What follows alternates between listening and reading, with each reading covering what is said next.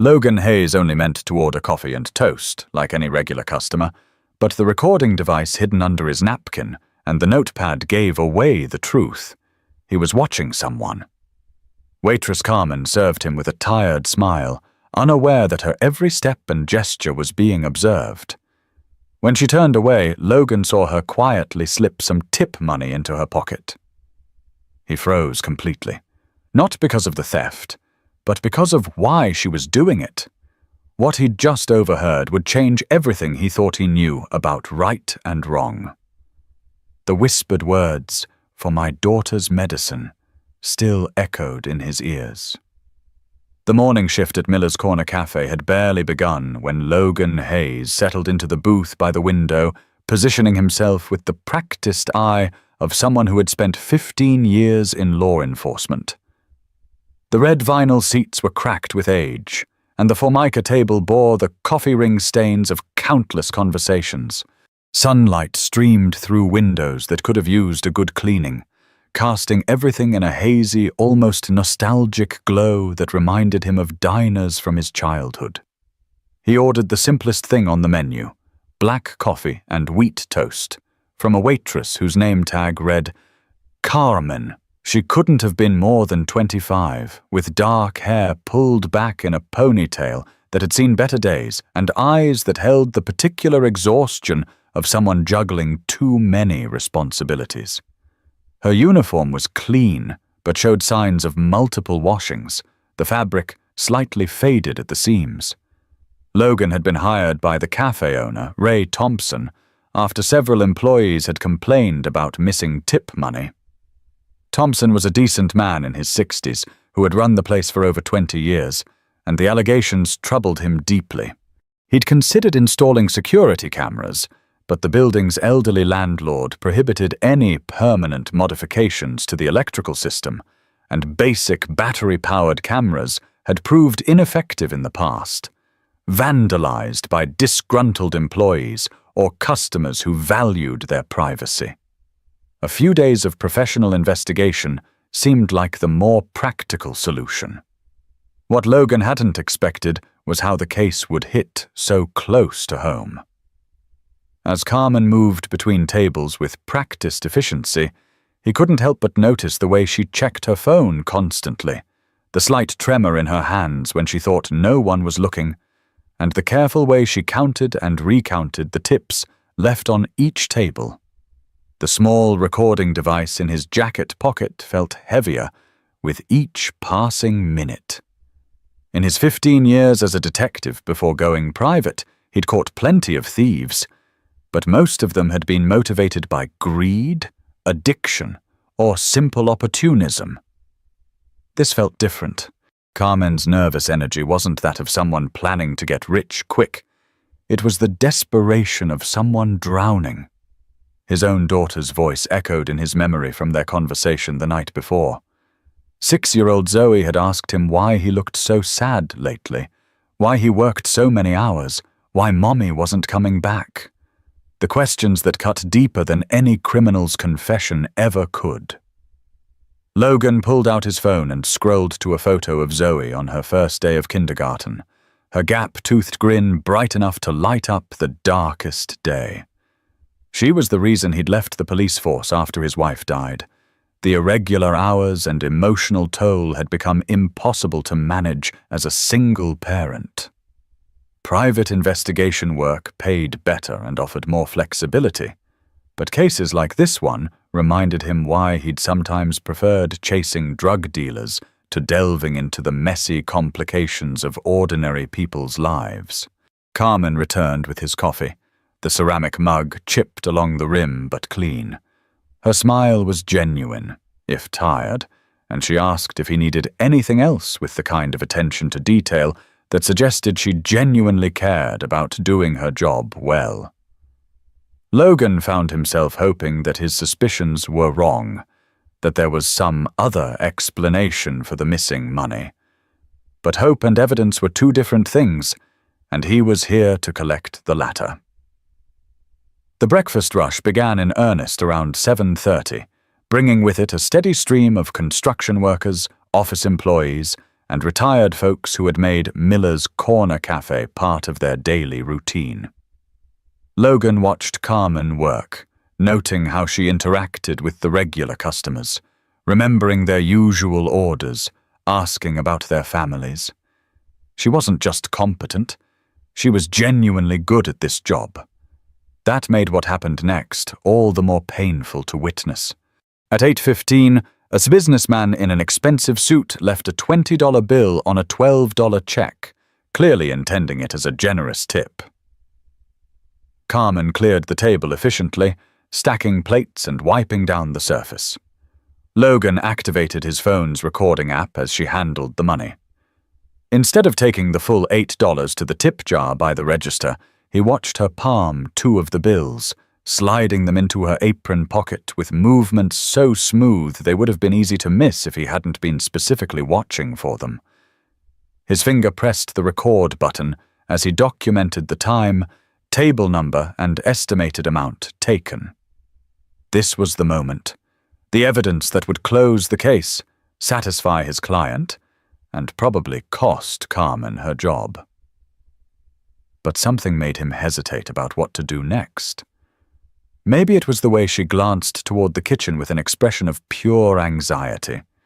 Maybe it was how her hand shook slightly as she poured coffee for the next table.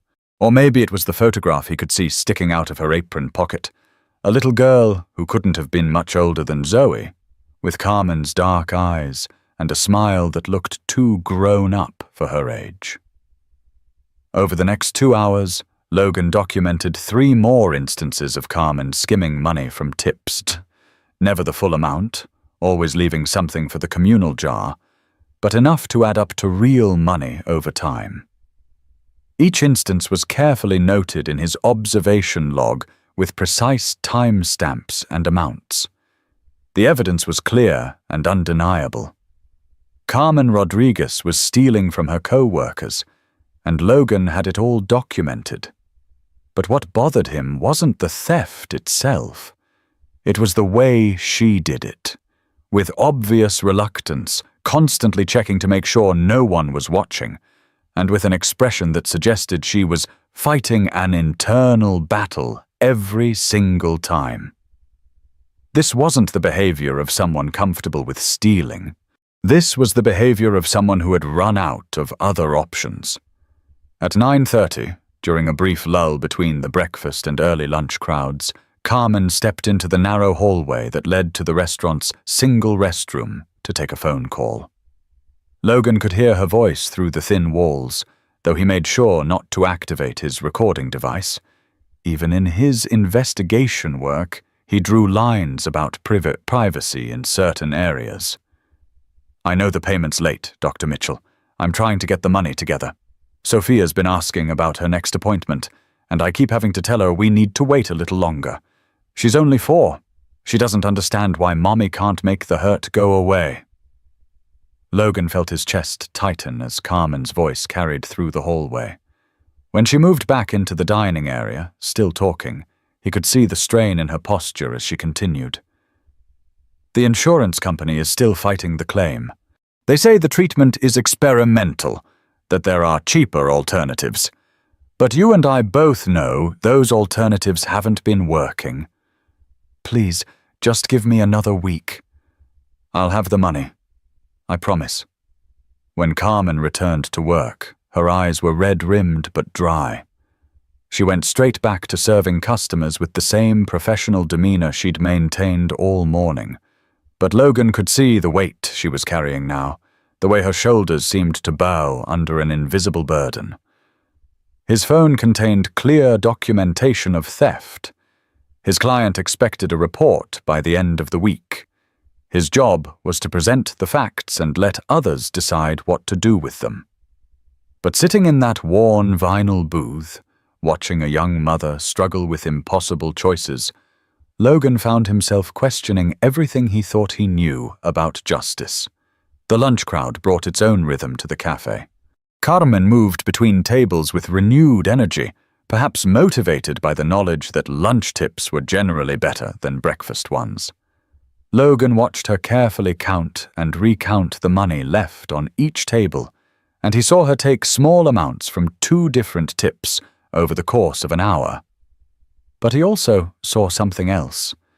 When an elderly man at table 6 seemed confused about his check, Carmen spent 10 minutes patiently explaining the charges and helping him figure out which medications might be affecting his memory. When a young mother with 2 small children struggled to keep them entertained while waiting for their food, Carmen brought coloring books from behind the counter and spent her break helping the kids draw pictures of their family. These weren't the actions of someone who didn't care about others.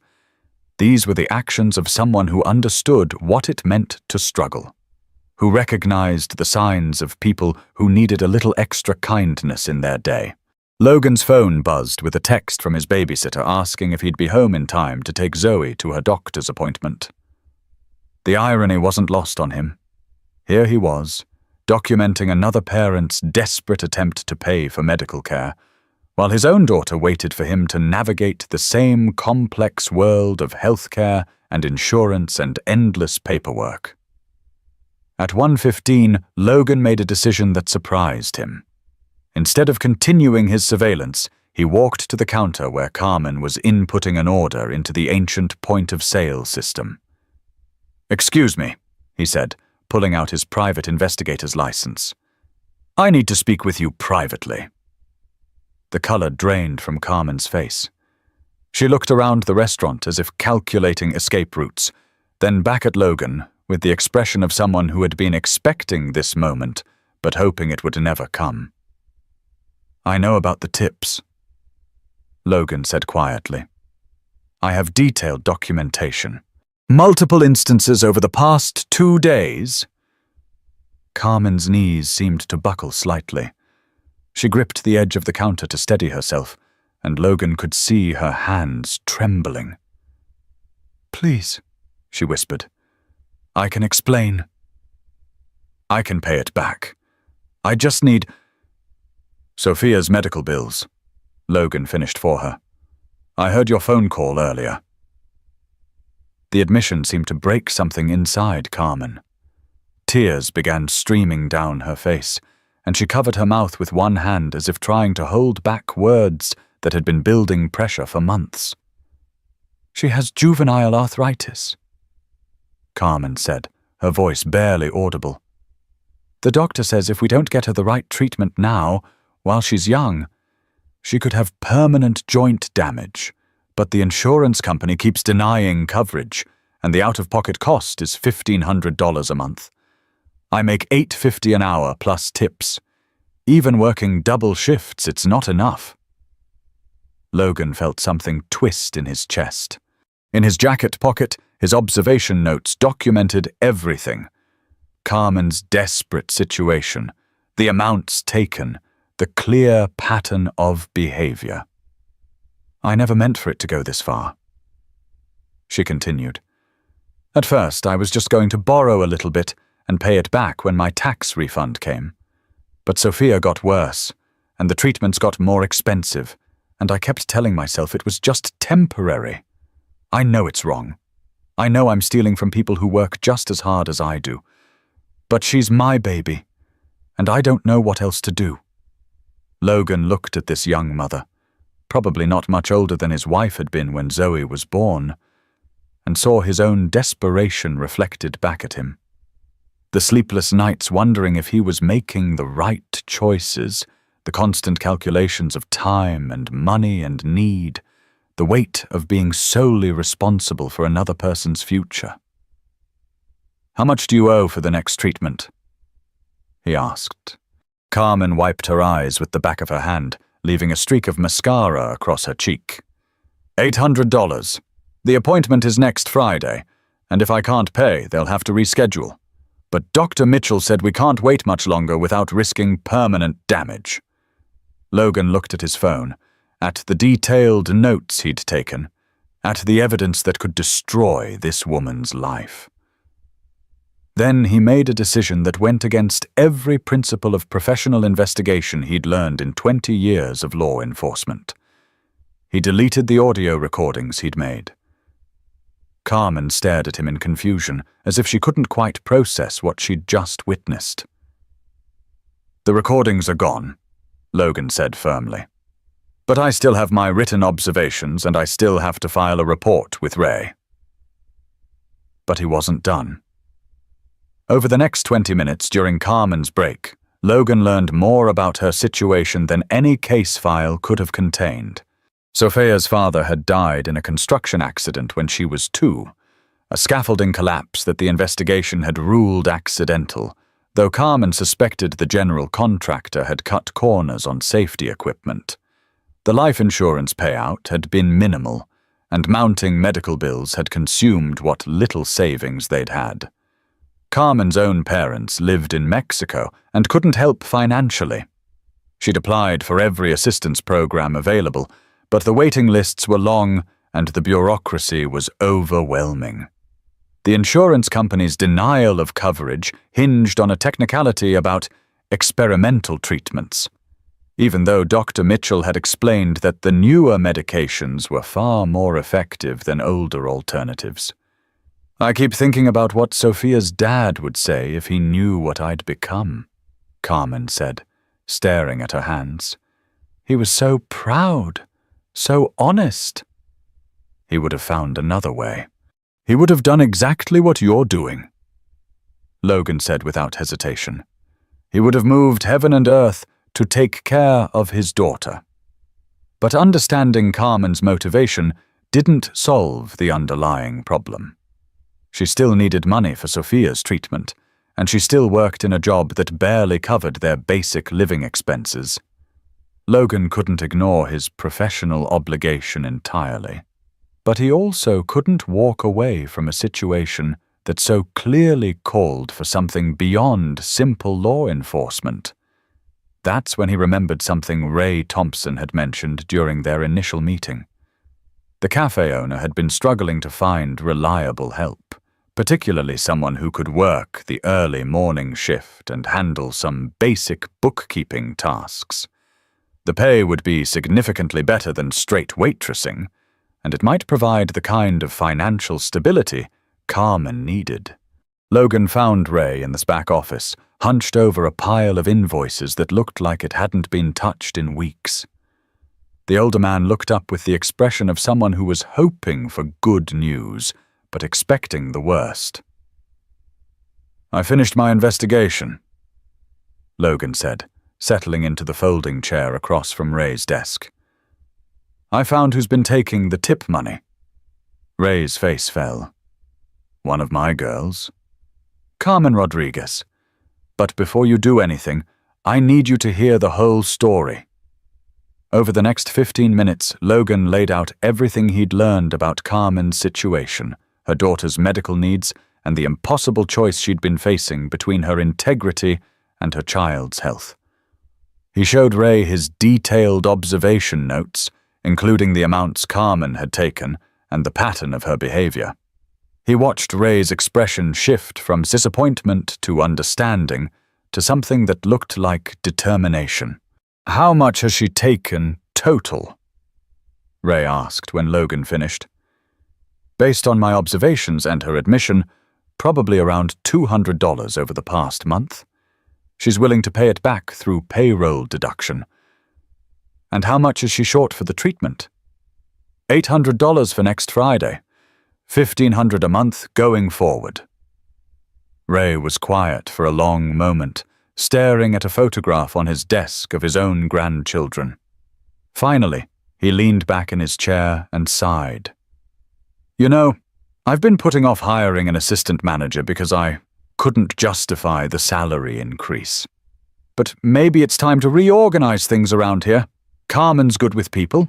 She knows the business, and she's clearly motivated to work hard." Logan felt something ease in his chest. What kind of salary increase are we talking about?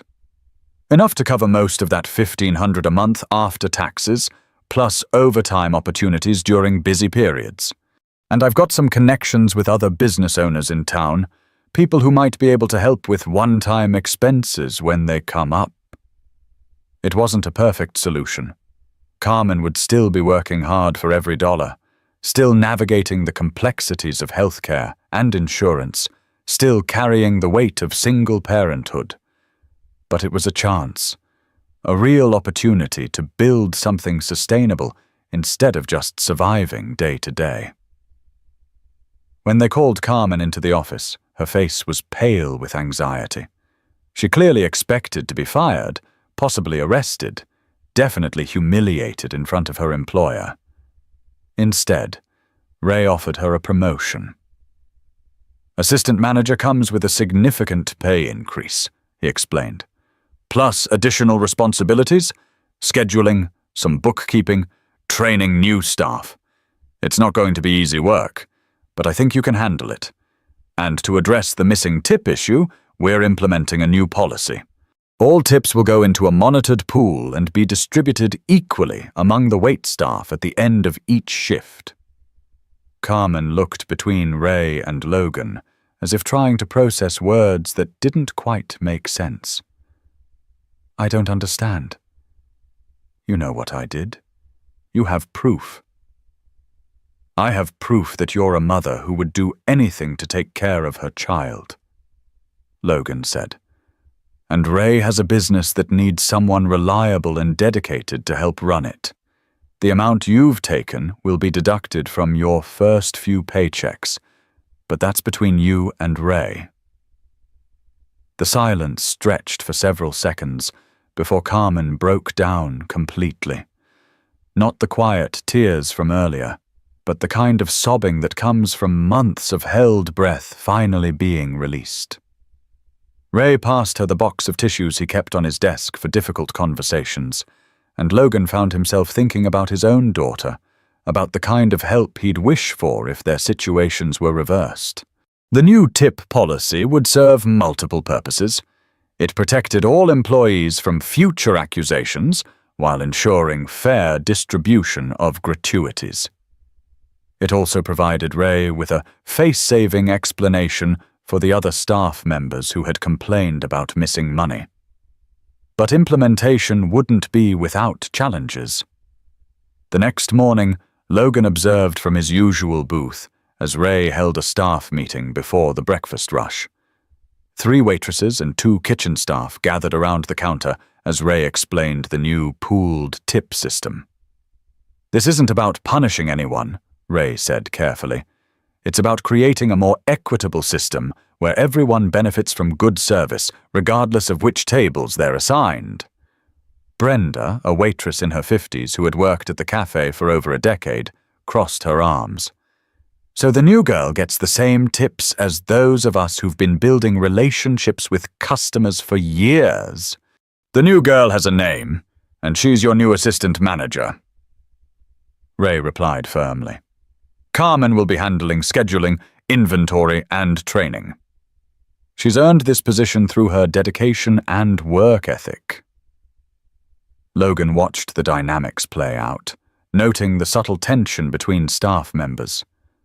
Change was never easy, especially when people suspected there was more to the story than they were being told.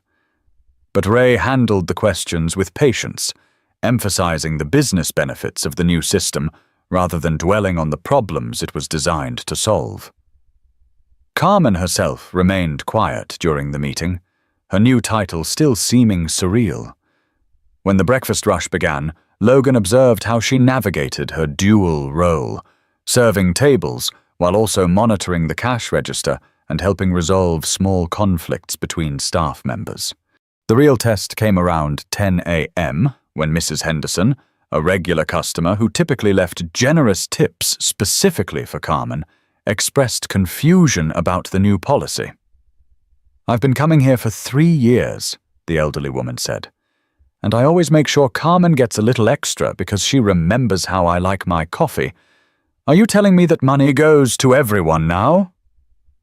Carmen handled the question with grace, explaining that good service was a team effort and that she appreciated Mrs. Henderson's loyalty, regardless of how the tips were distributed. But Logan could see the additional pressure this created. Carmen now had to justify the new system to customers who had developed personal relationships with her. By lunchtime, The new rhythm was beginning to establish itself. The pooled tips were counted and divided among the staff at the end of each shift, with Ray overseeing the process to ensure transparency. Carmen's managerial duties kept her busy enough that the loss of individual tip control seemed less significant. But Logan also noticed something else developing. Marcus, one of the kitchen staff, had begun making subtle comments about favoritism and wondering aloud why someone who had caused problems was getting promoted. The tension was manageable for now, but it suggested that Ray and Carmen would need to prove the wisdom of their decision through consistent performance rather than just good intentions. 3 weeks later, Logan returned to Miller's Corner Cafe, this time as a genuine customer rather than an investigator. The changes were immediately apparent. Carmen moved through the restaurant with the confidence of someone who belonged there, handling both customer service and management tasks with equal skill. The tip pooling system had become routine, and the staff seemed to have accepted the new normal.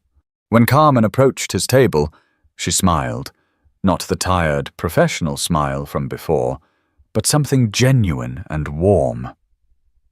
"How's Sophia?" he asked when she brought his coffee. "Better every day?" Carmen replied. "The new treatment is working, and Dr. Mitchell says if we can keep this up for another 6 months, she should be able to switch to a maintenance plan that's much more affordable." Logan nodded, stirring sugar into his coffee and watching Carmen return to her work. She moved differently now, still efficient, still attentive to customers, but without the underlying tension that had marked her every gesture during his investigation. As he prepared to leave, Carmen approached his table one more time. "I never properly thanked you," she said quietly, "for what you did, for what you chose not to do." Logan thought about his response for a moment, then pulled out his phone and showed her the same photo of Zoe that he'd been looking at during his investigation. "I did what any parent would hope someone else would do for their child," he said simply. Walking back to his car, Logan realized that this case had changed something fundamental about how he approached his work. Justice wasn't always about catching people doing wrong. Sometimes it was about understanding why people made desperate choices and finding ways to address the underlying problems. His phone buzzed with a message from a potential new client, a corporation wanting him to investigate employee theft at their warehouse. Logan looked at the message, then back at the cafe where Carmen was helping train a new waitress, and made a decision about what kinds of cases he wanted to prioritize going forward. Some investigations were about finding the truth. Others were about finding ways to help people build better truths for themselves. Logan had learned the difference, and it would guide every case he took from this point forward. The written documentation he'd compiled would have been damaging evidence in a traditional investigation. The solution he'd helped create, instead, had been something more valuable.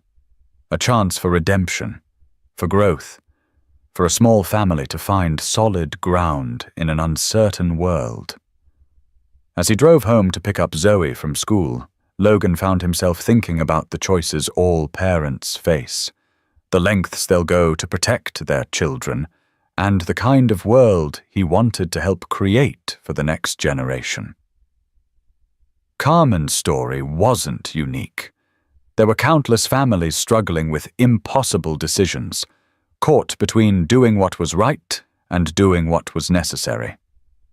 But perhaps, one case at a time, one family at a time, those impossible choices could become a little more possible. Perhaps that was the real work of justice, not just punishing people for their failures, but helping them find ways to succeed.